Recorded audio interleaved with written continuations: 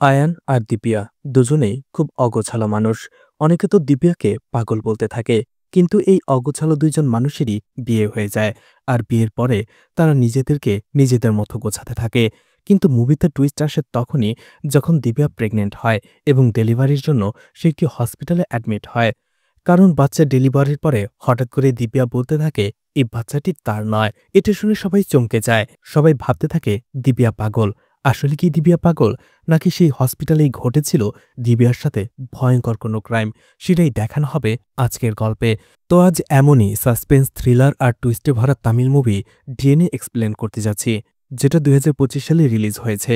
মুভির শুরুতেই মদের দোকানে আয়ানকে দেখানো হয়, যে মদের নেশায় বুঁদ হয়েছিল। যদিও আয়ানের জীবনটা এমন ছিল না। আসলে সে তার ভালোবাসার মানুষকে হারিয়ে ফেলেছে। আর সেই শোক কাটে উঠতে না পেরেই সে কষ্ট ভোলার জন্য সে মদ খেতে শুরু করেছে। আর যার জন্যই তার আজকের এই অবস্থা। আয়নের পরিবার খুবই ভালো এবং প্রতিষ্ঠিত, অর্থাৎ পরিবারের প্রত্যেকটা মানুষই নিজের ক্যারিয়ারে প্রতিষ্ঠিত হয়েছে, শুধুমাত্র আয়ন বাদে। যেমন আয়নের বাবাই একজন প্রফেসর, তার দুই ভাইও তাদের জীবনে প্রতিষ্ঠিত হয়ে গেছে। কিন্তু আয়নের জীবনটা একেবারেই ছন্নছাড়া। আয়নের ক্যারিয়ার বলতে কিছুই নেই। তার কাজ সারাদিন শুধু মদ খেয়ে বুঁদ হয়ে পড়ে থাকা। তার ফ্যামিলি তাকে অনেক বোঝানোর পরেও আয়ানের কোনো পরিবর্তন ঘটেনি।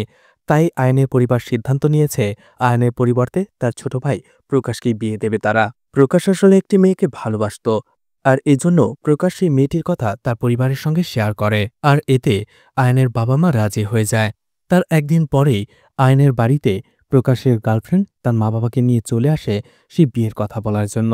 কিন্তু সেখানে হঠাৎ করেই আয়ান চলে আসে এবং পাগলের মতো উল্টোপাল্টা কথা বলতে শুরু করে। আর একটা সময় সবার সামনে দাঁড়িয়ে সেখানেই প্রস্রাব করে দেয়। এরপরে নিজে অজ্ঞান হয়ে সেখানেই পড়ে যায়। এই অবস্থা দেখে প্রকাশের পরিবার অবাক হয়ে যায়। আর এভাবে সেই লোকটা আয়নের বাবাকে কিছুটা অপমান করে সেখান থেকে চলে যায়। প্রফেসর মানুষ আয়নের বাবা অপমানটা একেবারেই সহ্য করতে পারে না, প্রচণ্ড রেগে যায় আর আয়ানকে বাড়ি থেকে তাড়িয়ে দেয়। আয়ান এরপরে তার বন্ধুর বাড়িতে থাকতে শুরু করে।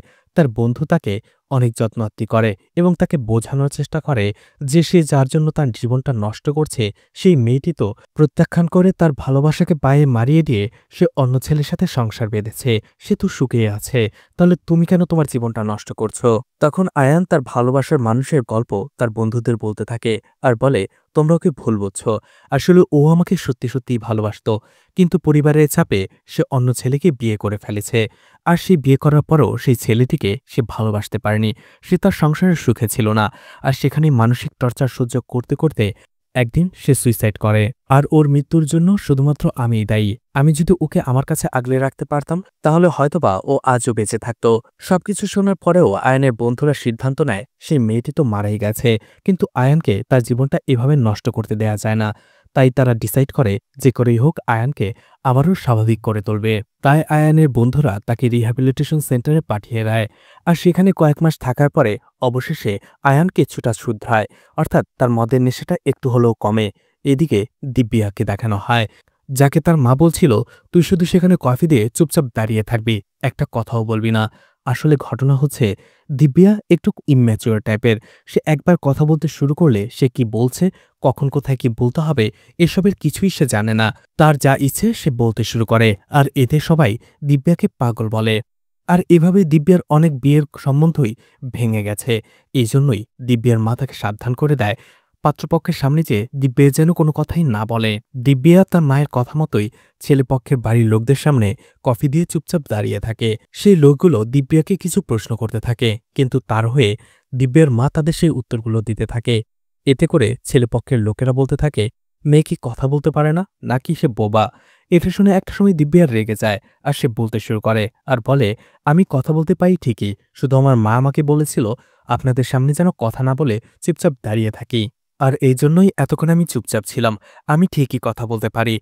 আর এভাবেই দিব্যা একবার বলতে শুরু করে এমন সব উল্টোপাল্টা কথা বলে, যেগুলো শুনে পাত্রপক্ষ বিশ্বাস করে নেয় যে দিব্যার মাথায় সমস্যা আছে, সে পাগল। তাই তারা বিয়েটা ঠিক না করেই সেখান থেকে চলে যায়। এতে দিব্যার পরিবার আবারও হতাশ হয়। দিব্যার মা প্রচণ্ড রেগে গিয়ে দিব্যাকে মারধর করতে শুরু করে, কারণ দিব্যার বয়স পেরিয়ে যাচ্ছে। শুধুমাত্র তার এই বেশি কথা বলার স্বভাবের কারণে এখন পর্যন্ত তারা তার বিয়ে দিতে পর্যন্ত পারছে না। দিব্যার মা দিব্যাকে বোঝাতে থাকে সে যদি এভাবেই প্রত্যেক ছেলেপক্ষের সামনে উল্টোপাল্টা কথা বলে তাহলে কখনোই তার বিয়ে হবে না, সে সারা জীবন কুমারীই থেকে যাবে। এদিকে আয়ানের পরিবার যখন জানতে পারে যে আয়ান কিছুটা শুধরেছে, তারা ভেবে নেয় আয়ানকে বিয়ে করিয়ে দেবে।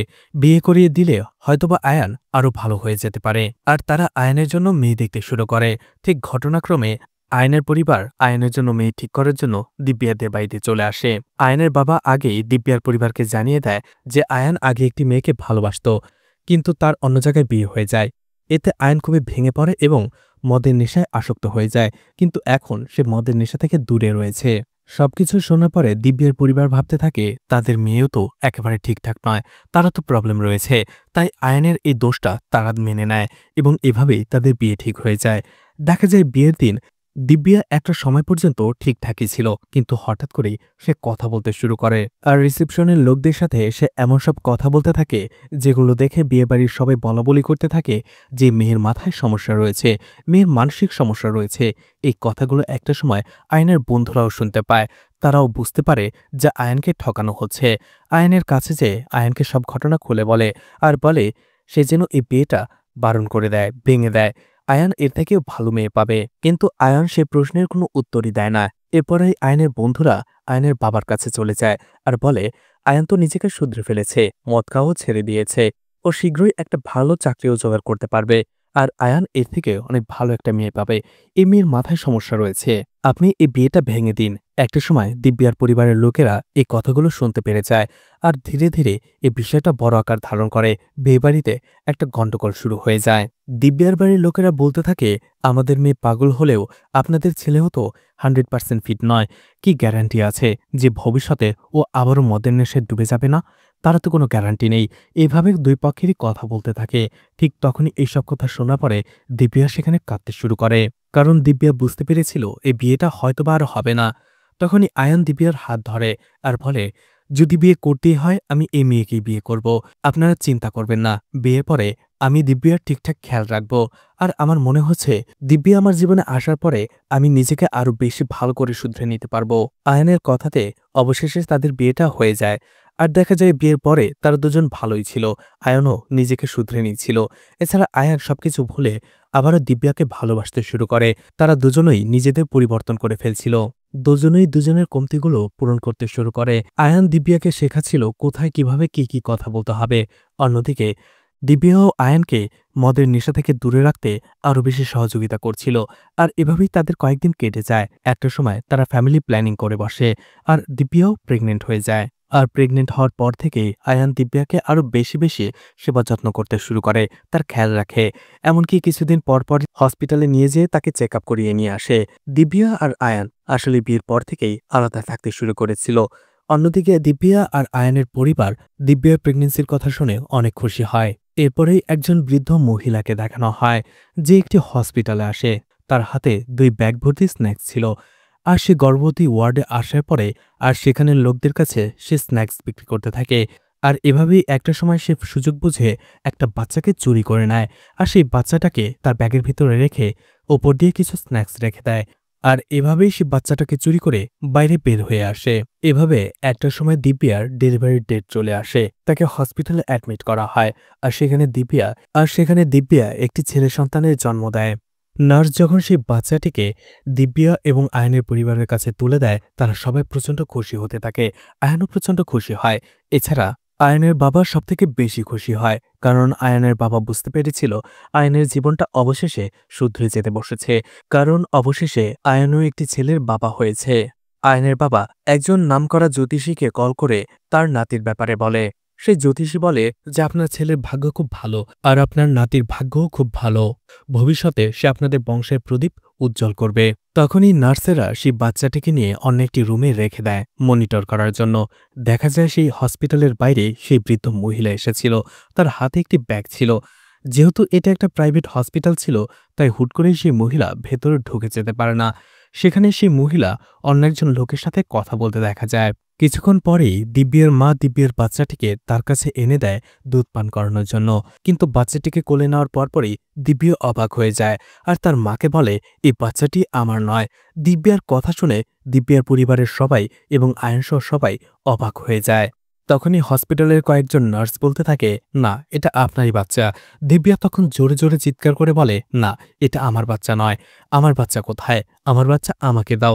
তখনই সেই হসপিটালে ডক্টর দিব্যার সাথে দেখা করতে আসে। ডক্টর দিব্যাকে জিজ্ঞেস করে, তুমি কি করে জানলে যে এটা তোমার বাচ্চা নয়? বাচ্চাটির গায়ে ট্যাগ লাগানো রয়েছে, সেখানে বাচ্চাটির মায়ের নাম, তার ঠিকানা, জন্মের সময় সবকিছু লেখা রয়েছে। আয়ানও জিজ্ঞেস করে, হ্যাঁ, সেটা তো ঠিকই, আর জন্মের পরপরই আমরা ওকেই দেখেছি। কিন্তু তুমি কি করে বুঝলে যে এটা তোমার বাচ্চা নয়? দিব্যা তারপরও চিৎকার করে বলতে থাকে যে এটা আমার বাচ্চা নয়, কারণ ডেলিভারির পরে আমাকে যে বাচ্চাটিকে দেখানো হয়েছিল এটা সেই বাচ্চা নয়। সেখান থেকে এসে সবাই ডক্টরের সাথে আলাদাভাবে কথা বলতে থাকে। ডক্টর বলে, মাঝে মধ্যে ডেলিভারির পরে মেয়েদের এরকম সমস্যা হওয়াটা খুবই রেয়ার, আর সেটাই হয়েছে দিব্যার সাথে। আচ্ছা, দিব্যার আগে কি কোনো মানসিক সমস্যা ছিল? দিব্যার পরিবারের যেহেতু জানাই ছিল যে দিব্যার একটু মানসিক সমস্যা ছিল, তাই তারা এই বিষয়টাকে মেনে নেয়। দিব্যার পরিবার বলতে থাকে, হ্যাঁ, বিয়ের আগে ওর বয়সের তুলনায় ও একটু ইম্যাচিওর ছিল, বেশি বকবক করত, কোথায় কি বলতে হবে সেটা জানতো না। ডক্টর বলে, হ্যাঁ, এই জন্যই হয়তোবা এমনটা হয়েছে। আপনারা এক কাজ করুন, দিব্যাকে তাড়াতাড়ি আপনাদের বাসায় নিয়ে যান, নয়তোবা এভাবে করলে আমাদের হসপিটালের নাম বদনাম হবে। কিন্তু পরে আয়ান দিব্যার সাথে কথা বলে, কিন্তু দিব্যা কোনোভাবেই মানতে রাজি ছিল না এটা তার বাচ্চা। সে নিশ্চিত করে বলতে পারে তাকে অন্য একটি বাচ্চা দেয়া হয়েছে। আর এতে আয়নের একটু সন্দেহ হয়, কারণ শত হলেও দিব্যা একজন মা। এজন্য আয়ান পুলিশ স্টেশনে কমপ্লেন করে এবং সেই পুলিশ অফিসার চলে আসে সেই হসপিটালে এটা নিয়ে ইনকোয়ারি করার জন্য। ডক্টর সেই পুলিশ অফিসারকে সেই দিনের সিসিটিভি ফুটেজ দেখাতে থাকে যে কখন দিব্যার ডেলিভারি হয়েছে আর কখন বাচ্চাটাকে আইসিইউতে নেওয়া হয়েছে, এছাড়া কখন বাচ্চাটিকে দিব্যার কাছে ফিট করানোর জন্য নেওয়া হয়েছে। দেখা যায় একেবারে সবকিছু ঠিকঠাক ছিল, অর্থাৎ দিব্যা যেটা বলছে সেটা ভুল। পুলিশ অফিসার সেখান থেকে চলে আসে আর আয়নের সাথে কথা বলতে থাকে আর বলে, আপনাদেরই কোথাও ভুল হচ্ছে, হসপিটালের কোথাও ভুল হয়নি।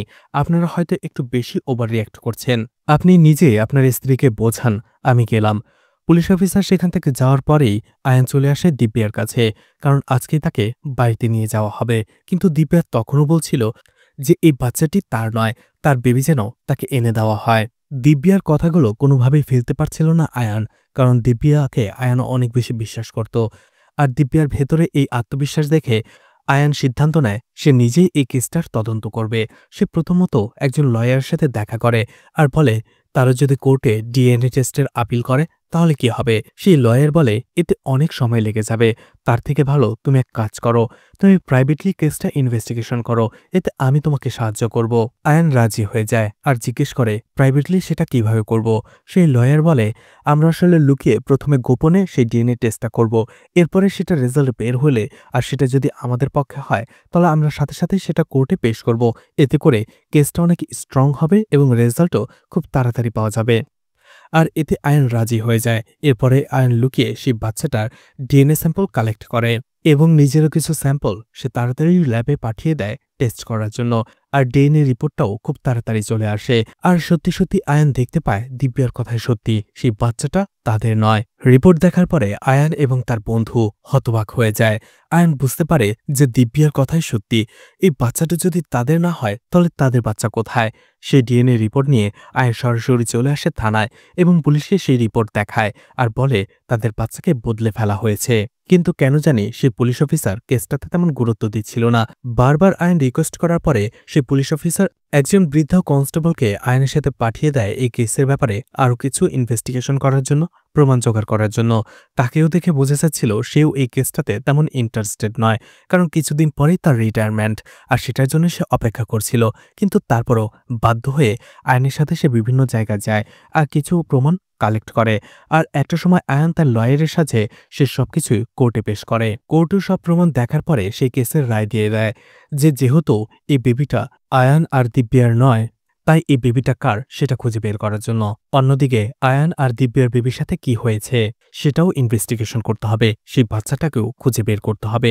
এছাড়া যতদিন না পর্যন্ত তাদের নিজের বাচ্চাকে খুঁজে পাওয়া যায় তারা যেন এই বাচ্চাটাকেই দেখাশোনা করে। কেসের রায় শোনার পরে অবশেষে সেই কনস্টেবল এই কেসটাকে সিরিয়াসলি নেয় এবং আয়ানকে সে অনেক হেল্প করতে শুরু করে। এই কেসটাকে খুব ভালোভাবে ইনভেস্টিগেশন করতে শুরু করে। তখনই আমরা জানতে পারি এই কেসটা সিরিয়াসলি নেওয়ার একটা কারণও রয়েছে, কারণ সেই কনস্টেবলেরও একটা ছোট বাচ্চা মারা গিয়েছিল, আর এই জন্য বাচ্চা হারানোর শোকটা সে বুঝতে পারে। আর এই জন্যই সে এই কেসটাতে আয়ানকে সহায়তা করে। এরপরেই সেই কনস্টেবল আয়ানকে একটা অফিসে নিয়ে যায়। সেখানে একজন অফিসারের সাথে তারা কথা বলে। সেই অফিসার বলে, আমাদের দেশে হসপিটালগুলোতে এমন অনেক চক্র রয়েছে যেখান থেকে তারা বাচ্চা অদল-বদল করে ফেলে বা চুরি করে নেয়। এরপরে মেয়ে বাচ্চা হলে সেগুলোকে বিদেশে পাচার করে দেয়, আর ছেলে বাচ্চা হলে অন্য কাজে লাগায়। অনেক সময় সেই সব ছেলে বাচ্চাদের বলিও তারা দিয়ে দেয়। এটা শুনে হতবাক হয়ে যায় আয়ান, কারণ আয়ানেরও ছেলে ছিল। তাহলে আয়ানের ছেলের সাথেও কি এমন কিছুই হয়েছে? কারণ আয়ানের বাচ্চা চুরি হয়েছিল ৪ দিন হয়ে গেছে, কিন্তু এখন পর্যন্ত আয়ানের বাচ্চার কোনো হদিশ সে বের করতে পারেনি। টেনশনে পড়ে যায় সে। অন্যদিকে সেই কনস্টেবল আয়ানকে সান্ত্বনা দেয়, টেনশন করো না, তোমার ছেলের কিছুই হবে না। কিছুক্ষণ পরেই সেই কনস্টেবলকে তারই একজন ইনফর্মার কল দেয় আর বলে, আজকে এক মহল্লায় কয়েকজন লোক একটি ছোট বাচ্চা ছেলেকে বলি দেবে।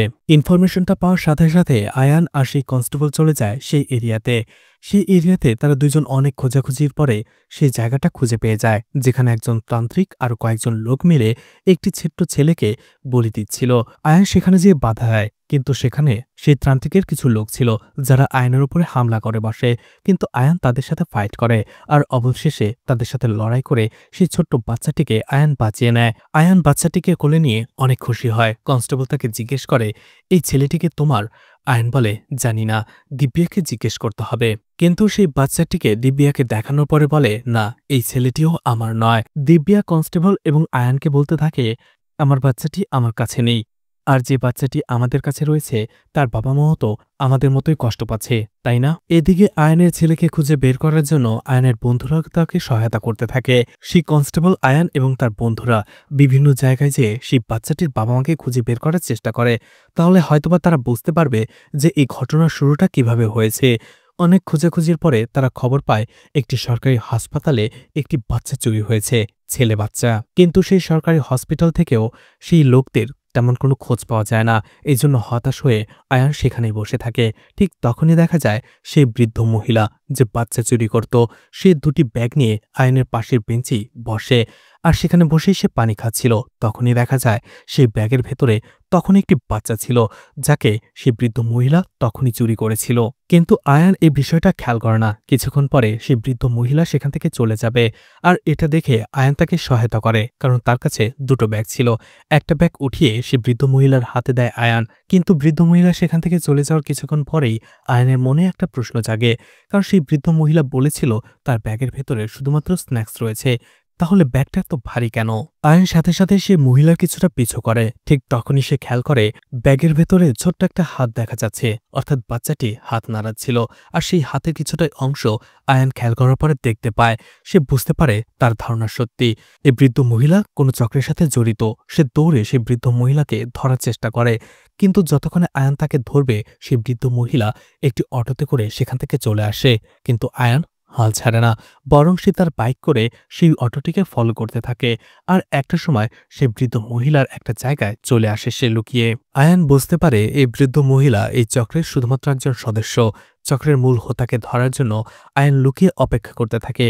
বৃদ্ধ মহিলা সেই বাচ্চাটিকে বের করে দেখে সে ঠিক আছে কিনা, আর এরপরেই একজন লোক সেখানে চলে আসে। সেই বাচ্চাটিকে আবারও সেই ব্যাগের ভেতরে ভরেই লোকটা অন্য কোথাও যেতে শুরু করে। আয়ান তাকে ফলো করতে শুরু করে। আয়ান যাওয়ার সময় সাথে সাথে সেই কনস্টেবলকে কল করে এবং পুরো বিষয়টা খুলে বলে যে সে একটি চক্রের সন্ধান পেয়েছে, যাদের মধ্যে একজন লোক বাচ্চাটিকে নিয়ে কোথাও যাচ্ছে। সবকিছু শোনার পরে সেই কনস্টেবল বলে, তুমি এত তাড়াহুড়ো করো না, এতে তোমার বিপদ হতে পারে।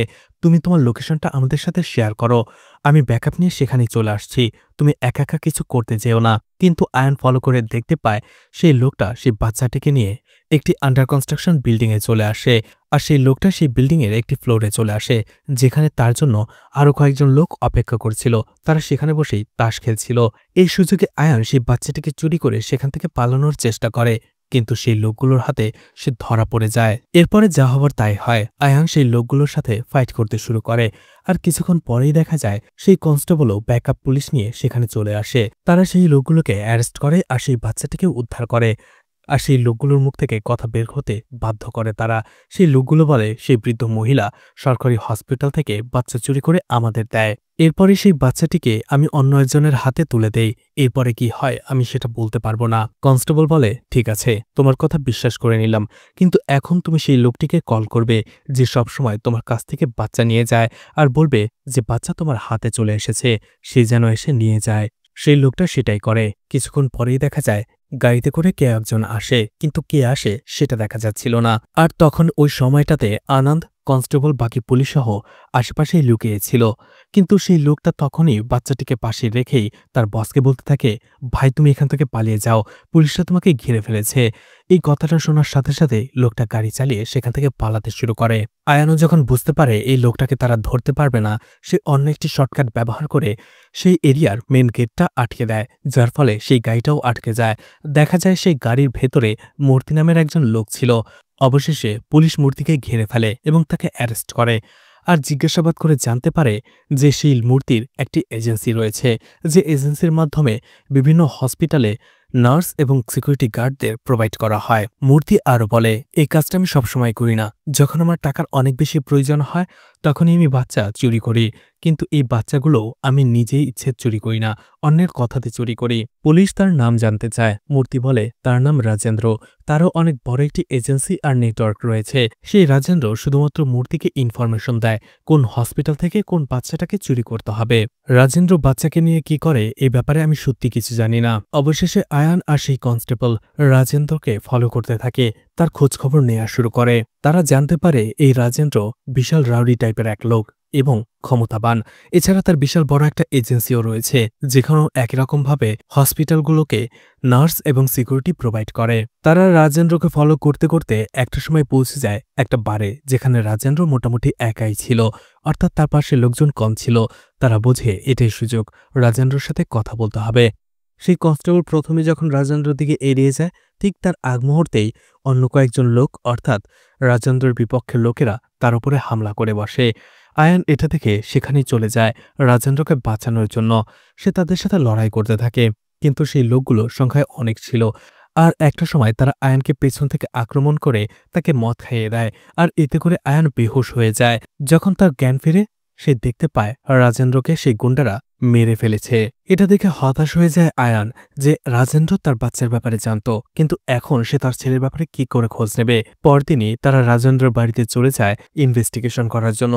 সেখান থেকে তারা জানতে পারে এই রাজেন্দ্রর দুটি স্ত্রী ছিল, আর সেখানে তার লাশ দেখার জন্য ভারদারাজন নামের একজন লোক আসে এবং তারা জানতে পারে এই ভারদারাজন একজন নামকরা ইন্ডাস্ট্রিয়ালিস্ট। সে সেখানে রাজেন্দ্র পরিবারের সাথে মিলে। এটা দেখে একটু সন্দেহ হয় আয়ানের যে এত বড় একজন ইন্ডাস্ট্রিয়ালিস্ট রাজেন্দ্র মতো একজন রাউডির সাথে কেন দেখা করতে এসেছে, তার শেষক্রিয়াতে সে কেন এসেছে, এই দুইজনের মধ্যে সম্পর্কটা কি, কানেকশনটা কি। এদিকে সেই সরকারি হসপিটাল থেকে যে বাচ্চাটা নিখোঁজ হয়েছিল সেটার সূত্র ধরেই দিব্যা এবং আয়ান সেই বাচ্চার পরিবারকে, তাদের কাছে থাকা সেই ছেলেটির পরিবারকে খুঁজে পায়। অবশেষে সেই ছেলেটিকে তারা সেই পরিবারের কাছে তুলে দেয়। সেই বাচ্চাটির বাবা মাও অত্যন্ত গরিব ছিল, আর নিজেদের হারানো ছেলেকে খুঁজে পেয়ে তারা একেবারে খুশিতে আত্মহারা হয়ে পড়ে। আয়ান এবং দিব্যাকে অনেক অনেক ধন্যবাদ জানায়। আয়ান আর দিব্যার কাছে তারা কৃতজ্ঞতা প্রকাশ করে, কারণ এই বাচ্চাটা তাদের নয় এটা তারা জানা সত্ত্বেও বাচ্চাটাকে তাদের নিজের মতো করেই লালন পালন করেছে। এদিকে সেই কনস্টেবল আয়ানকে বলে, কালা নামের একজন গুন্ডা বা রাউডি টাইপের লোককে আমি চিনি, তার কাছে যে যদি আমরা সাহায্য চাই তাহলে হয়তোবা সে আমাদের সাহায্য করতে পারে। আয়ান আর কনস্টেবল কালার আস্তানায় যাওয়ার পরে আয়ান অবাক হয়ে যায়, কারণ সেখানে সেই সব লোকদের সে দেখেছে যারা রাজেন্দ্রকে সে বারে খুন করেছে। সাথে সাথে আয়ান তাদের মারতে শুরু করে। কালার লোকদের সাথে মারপিট করার পরে একটা সময় তাদেরকে হারিয়ে সে কালার গলায় ছুরি ধরে এবং জিজ্ঞেস করে যে কেন রাজেন্দ্রকে তারা খুন করেছে।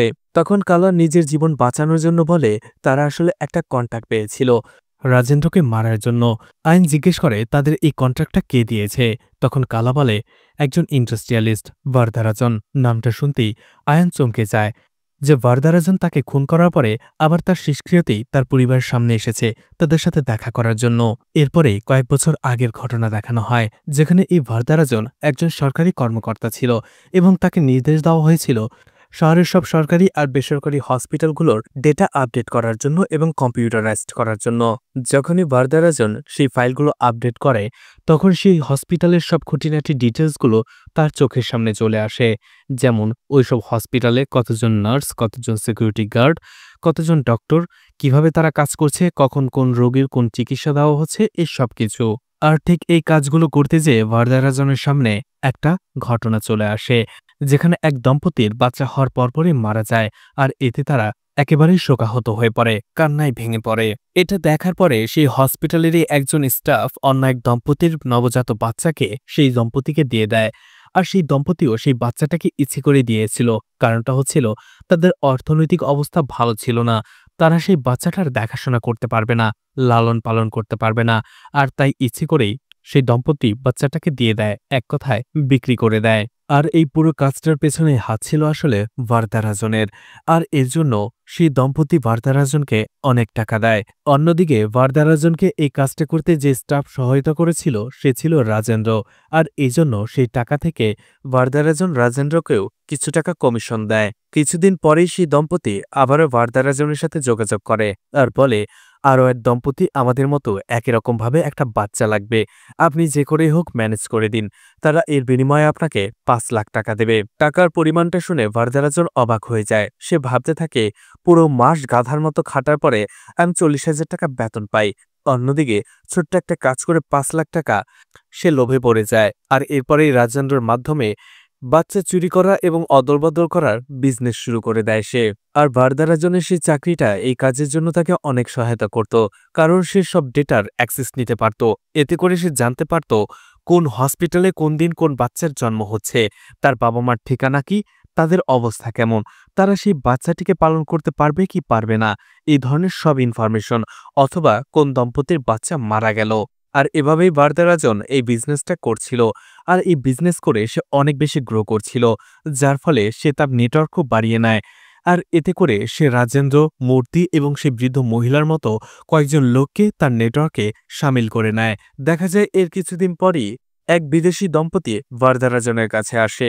তারা সেখানে একটি ছেলে বাচ্চার আবেদন করে। তাদের একটি ছেলে বাচ্চা লাগবে, কিন্তু সেটা একটা নির্দিষ্ট রাশির। আসলে তাদের মতে সেই রাশির ছেলে বাচ্চাগুলো ভবিষ্যতে অনেক বেশি উন্নতি করে। আর এই নির্দিষ্ট রাশির বাচ্চার জন্য তারা ভারদারাজনকে 2 কোটি টাকা অফার করে। ভারদারাজনও এই অ্যাসাইনমেন্টটা নিজের হাতে নিয়ে নেয়। আর অবশেষে একটা সময় সে 10 জন কাপলকে খুঁজে পায়, যাদের এই রাশির সন্তান হওয়ার সম্ভাবনা রয়েছে এবং পুত্র সন্তান। আর সেই সব কাপলদের মধ্যে একজন ছিল দিবিয়া এবং আয়ান। কিন্তু সব সুযোগ সুবিধা, অর্থাৎ বাচ্চা চুরি করার সব সুযোগ সুবিধা বিচার করে এবং সেই রাশি বিচার করে শুধুমাত্র 3 জন কাপলই ভারদারাজনের সামনে আসে, যাদের মধ্যে একজন ছিল দিবিয়া এবং আয়ান। আর ঘটনাক্রমে তাদের 3 জনের ডেলিভারি ডেটও ছিল একই তারিখে। কিন্তু দেখা যায় বাকি 2 দম্পতিরই মেয়ে সন্তান হয়, শুধুমাত্র দিবিয়ারই ছেলে সন্তান হয়। মূর্তির যেহেতু নার্সের এজেন্সি ছিল, তাই সে এই কাজটা হাতে নেয় এবং তার এজেন্সি থেকে টুইন নার্স হিসেবে আছে এমন একজন নার্সকে সে হসপিটালে পাঠায়। আর সেই যমজ নার্সের মাধ্যমে মাত্র কয়েক সেকেন্ডের মাঝেই তারা সেই বাচ্চাটিকে চুরি করে ফেলে। আর দিব্যার বাচ্চার জায়গায় বৃদ্ধ মহিলা সরকারি হসপিটাল থেকে একটা বাচ্চা চুরি করে আনে, সেটার সাথে রিপ্লেস করে দেওয়া হয়। আর এরপরে তারা সে বিদেশি দম্পতিকে বেদিয়ার ছেলেকে দিয়ে দেয়। এদিকে ভারদারাজনের কাছে ইনফরমেশন চলে আসে দিব্যার সেই ছেলেটির কেসটা নিয়ে পুলিশ ইনভেস্টিগেশন করছে। ভারদারাজন বুঝতে পেরে যায় একটা সময় পুলিশ হয়তোবা তার কাছে পৌঁছে যাবে। এই জন্য ইনভেস্টিগেশনের মাঝে বড় একটা গ্যাপ তৈরি করার জন্য সে কন্ট্যাক্ট করে রাজেন্দ্রকে মেরে ফেলে। এরপরেই দেখা যায় ঘটনা বর্তমানে চলে আসে।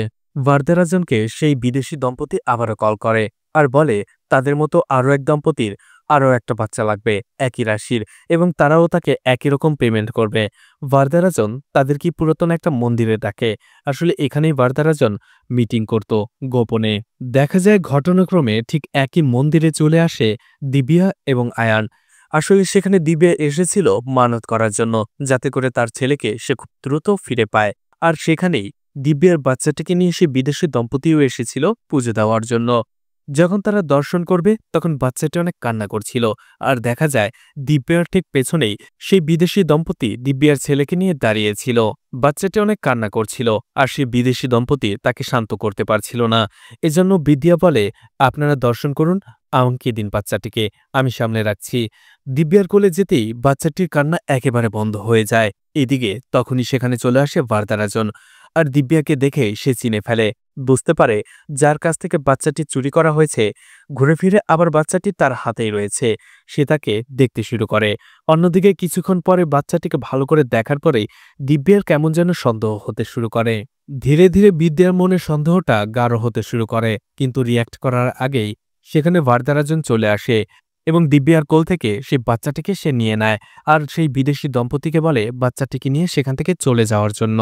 আর তখনই দিব্যার সন্দেহ বিশ্বাসে পরিণত হয়, সে চিৎকার করতে থাকে। তখনই সেখানে আয়ান চলে আসে। দিব্যা আয়ানকে সবকিছু খুলে বলে।